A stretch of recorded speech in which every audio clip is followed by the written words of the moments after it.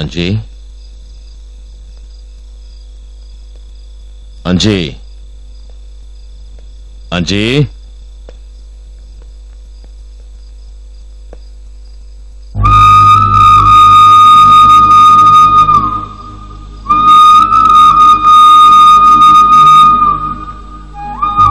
మీకు నేను చేసిన ద్రోహానికి భగవంతుడు నన్ను బాగా శిక్షించాడు. నేను అనుభవించిన నరకం చాలు. పుట్టింటి మీది మమకారంతో శారదను మా అన్నయ్యకిచ్చి చేశాను. వాణ్ణి కట్టుకున్న నేరానికి శారద ఎంత నరకం అనుభవించిందో చూశాను. మా అన్నయ్య పెట్టే బాధ కంటే చావే సుఖం అనుకుంది. తగలబడిపోయింది. ఆడదానికి పెళ్ళై ఎవరికే పుట్టింటి బంధాలని అర్థం చేసుకోలేక నేను చేసిన పాపానికి మీకు కన్న బిడ్డకు దూరం అయ్యాను. నాకీ జన్మకి శిక్ష చాలు. ఆ పశుపతి మన బాబును చిత్రహింసలు పెడుతున్నాడు. రేపు శాంతి మెడలో 3 ముళ్ళు పడిన వెంటనే చిన్నబాబుకు గుండు గేయించి చీర కట్టి గాడిద మీద ఊరేగిస్తూ మీ ముందుకు తీసుకురావడానికి ఏర్పాటు చేస్తున్నాడు. అదే జరిగితే చిన్నబాబు ఏమైపోతాడో ఆలోచించండి. చావు మనిషిని ఒక్కసారే చంపుతుంది. అవమానం బ్రతికినంత కాలం చంపుతుంది. దయచేసి నా బిడ్డని కాపాడండి, కాపాడండి. బిడ్డ ప్రాణాలు కాపాడమని తల్లిగా కాదు బిచ్చగా తెలా వచ్చాను. ఆలస్యం చేస్తే ఇద్దరు అనాథరం అయిపోతాం, అన్యాయం అయిపోతామండి. వెళ్ళి కాపాడండి, వెళ్ళి కాపాడండి. దయచేసి నా బిడ్డని కాపాడండి.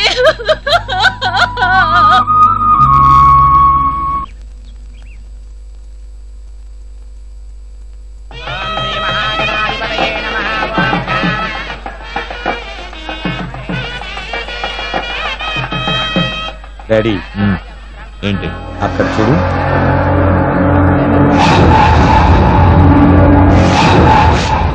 అటు చూడు. అక్కడ.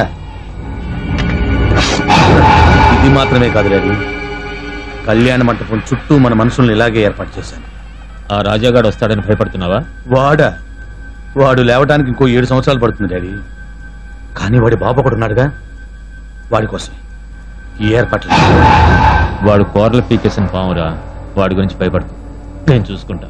ఒకవేళ నువ్వు ఈ పందెంలో ఓడిపోతే మీ నాన్న ప్రాణాలతో ఉంటారా? ఒకవేళ నువ్వు ఈ పందెంలో ఓడిపోతే మీ నాన్న ప్రాణాలతో ఉంటారా? ఒకవేళ నువ్వు ఈ పందెంలో ఓడిపోతే మీ నాన్న ప్రాణాలతో ఉంటారా?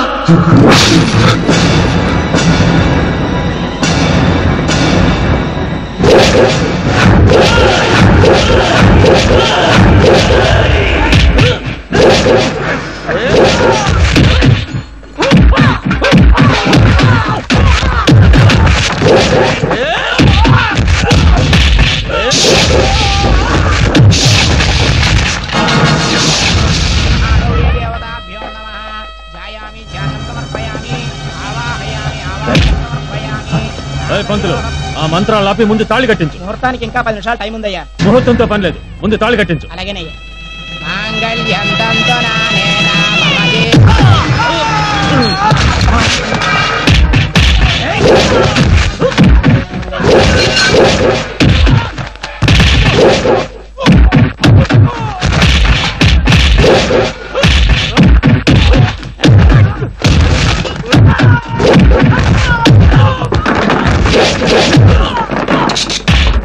డాడీ,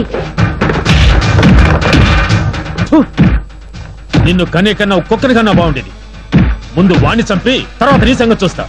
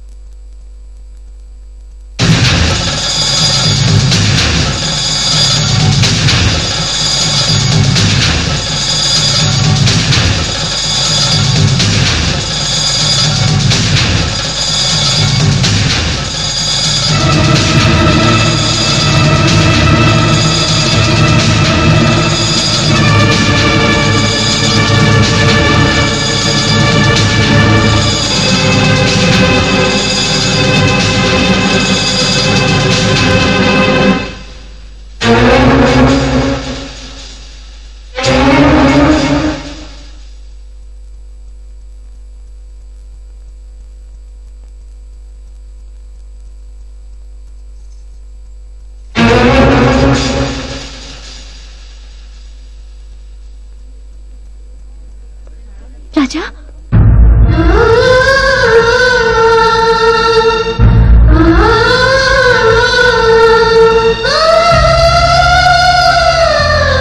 శాంతి, నేను నీ మెళ్ళో తాళి కట్టడానికి రాలేదు. పగ, పట్టుదల, ప్రతీకారాల మధ్య జరిగేది పెళ్లి కాదు. అక్షంతలతో కాకుండా కన్నీళ్లతో, కడుపు మంటతో ఆశీర్వదించేది పెళ్లి కాదు. దౌర్జన్యం చేసి కత్తులు చూపించి నీ మెళ్ళో తాళి కట్టమంటావా?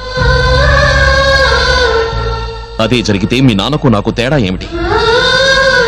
దాయాదుల మోసం వల్ల ధర్మం 13 సంవత్సరాలు వనవాసం చేసింది. కైకేయి వరం రావుణ్ణి 14 సంవత్సరాలు అడవుల పాలు చేసింది. కానీ మీ కుటుంబం చేసిన దుర్మార్గం వల్ల మా నాన్న జీవితమంతా అడవుల పాలయ్యింది. మీ నాన్న మా ఇంటికొచ్చి దమ్ముంటే తన గడ్డ తొక్కి నీ పెళ్లి ఆపమని సవాల్ చేశాడు. దానికి సమాధానం చెప్పడానికి నేనిక్కడికొచ్చాను. శాంతి, మీ అత్తకు తన అన్నయ్య గొప్పవాడై ఉండొచ్చు, మీ అమ్మకు తను కోరుకున్న జీవితమే గొప్పదై ఉండొచ్చు. కానీ నాకోసమే బ్రతుకుతున్నా మా నాన్నే నాకు గొప్ప. చూడు, నా పెళ్లి మా నాన్న సంతోషంతోనూ ఇష్టంతోనూ జరగాలి. ఎందుకంటే ఆయన సంతోషమే నా సంతోషం. ఆయన కోసం నేనేమైనా చేస్తాను, కావాలంటే నా ప్రాణాలను కూడా వదులుకుంటాను. అంతేకాని ఎవరి కోసమో ఎందుకోసమో ఆయన వదులుకునే ప్రసక్తే లేదు. నన్ను క్షమించేశాను.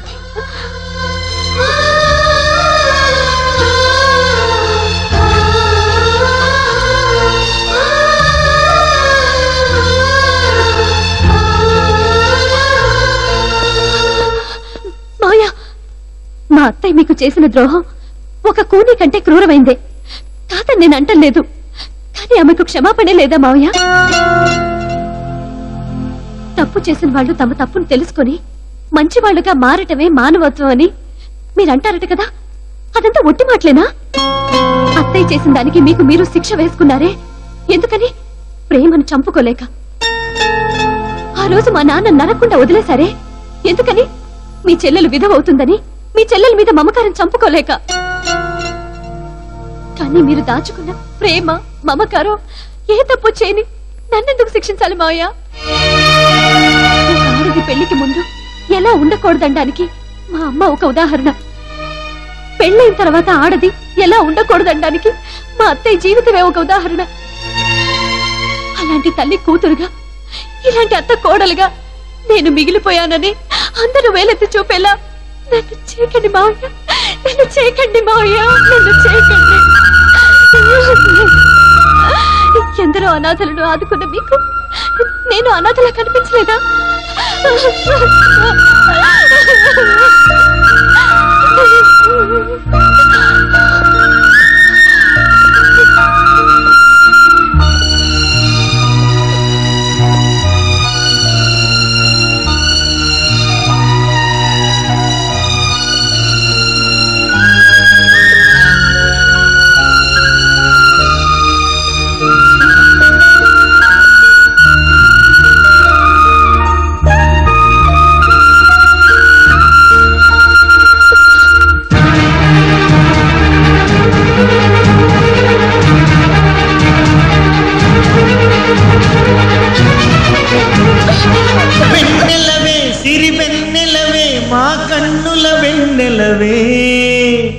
దేవతవే నువ్వు దేవతవే మా ఇంటికి దేవతవే.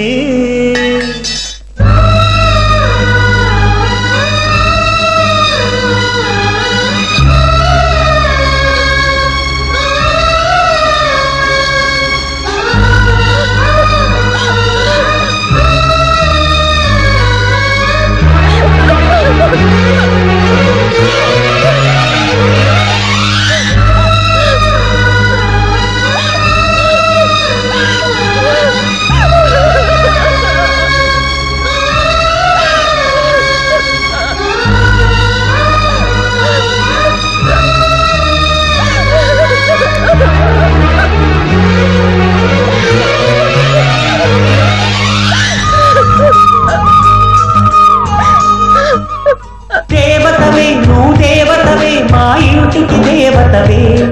ఇక నీవే అలిగావా చీకటైపోదా ఇల్లంతా. దయచూపు కాసింత దాసుడిని కాదా నీ చెంత. నీ చేతి చలవతో నేను నా తల్లి ప్రేమ పొందాను. ఆ శివుడే పార్వతికి మేలిలో సగమే ఇచ్చాడు. ఈ ప్రియుడే శ్రీమతికి జీవితం అర్పణ చేశాడు.